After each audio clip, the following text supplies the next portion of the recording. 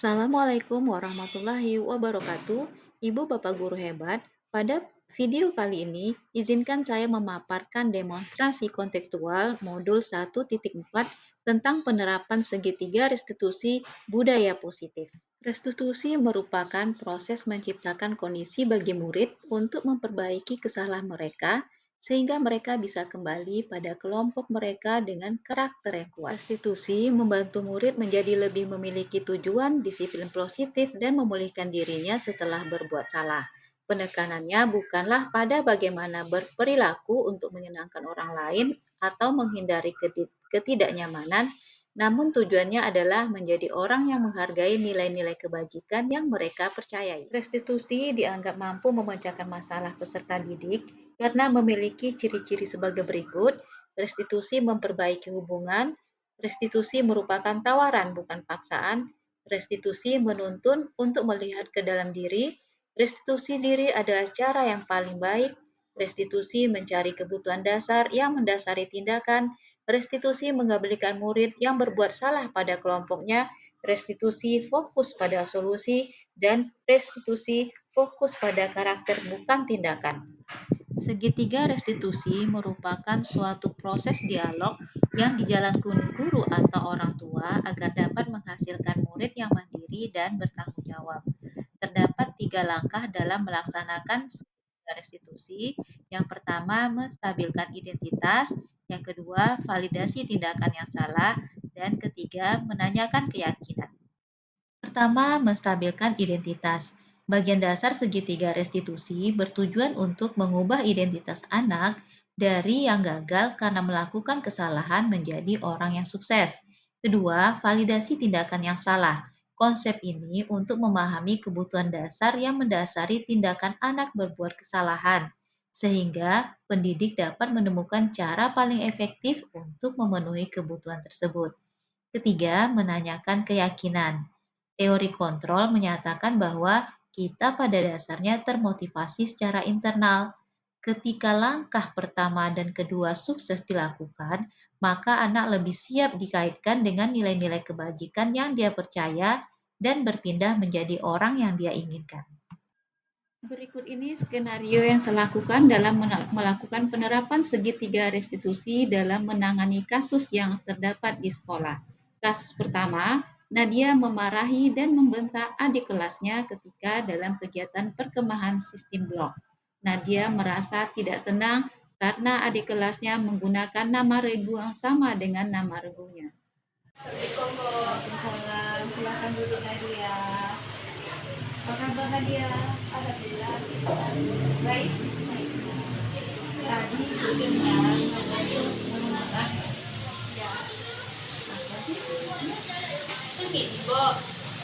Jadi nama ibu kami sama adik kelasnya sama, Bu. Udah gitu lah, Bu. Saya tak terima namanya sama, Bu. Kan nama ibu tuh kan dari awal sampai sekarang ini kami buat, Bu. Jadi adik kelas tuh kayak ngikut-ngikut gitu, Bu.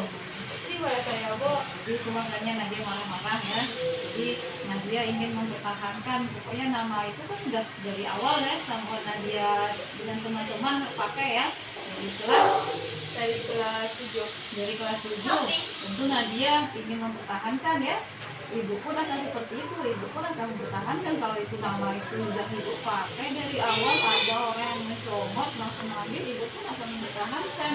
Nah itu wajar, ibu pun akan melakukan seperti itu, akan mempertahankan semua manusia. Nah jadi kalau untuk marah-marah itu, nah ini masalahnya wajar. Nah dia mempertahankan apa yang menjadi hak Nadia, tentu akan berusaha dan akan memarahi mereka yang berusaha mengambil ya nama-nama itu tadi. Nah, kira-kira di sini baik atau benar nggak sih marah-marahnya? Tidak salah ya. Nah, tapi kalau berbuat salah itu wajar, semua manusia tuh pasti berbuat salah ya. Tapi di sini Nadia hanya ingin mempertahankan ya apa yang menjadi hak Nadia dan teman-teman ya. Nah, pasti ada alasan-alasan yang Nadia lakukan di sini ya. Kira-kira alasannya apa tadi? kayak takutnya ada penyelisihan gitu Bu, kan nama ibunya sama, jadi saya tak terima lah Bu kalau macam tu. Takutnya kan ada kesalahpahaman. Jadi kan kalau dapat apa gitu kan sama-sama Kamboja gitu. Kan saya kan dari dulu gitu bikin nama Kamboja, tak terima lah Bu, adik kan tiba-tiba nyomot sama nama ibunya. Iya, ibuku melihat Ibu Nadia ini luar biasa. Ketika lomba-lomba kegiatan OC banyak meraih peringkat 1, peringkat 2 ya. Kemarin juara umum 2 ya. Nah, prestasi banyak sekali. Tentu merasa tidak terganggu ketika ada yang nama sama dengan lagu Nadia ya. Tentu nanti ini lagu mana nih? Nah, padahal lagu Kamboja yang dia miliki ya.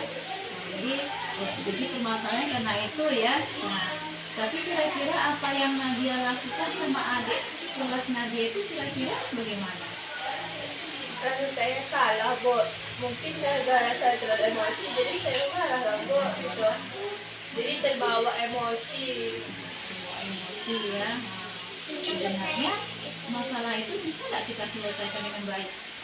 Nah, kira-kira keyakinan apa yang Nadia yakini? Saling menghargai gitu Bu. Saling menghargai, jadi kalau sama kan bisa konfirmasi bersama. Harus ada menghargai ya, saling menghargai. Jadi di sini Nadia belum menghargai ya? Belum menghargai. Jadi belum ada konfirmasi ya. Mengapa kok adik kelas itu mengambil nama yang udah ada pemiliknya ya? Jadi di sini harus ada konfirmasi ya, menghargai. Nah, kira-kira ke depannya apa yang akan Nadia lakukan nanti? Saya akan menghargai walaupun sama, saya akan konfirmasi lagi. Jadi akan menghubungi adik kelas nanti ya. Kemudian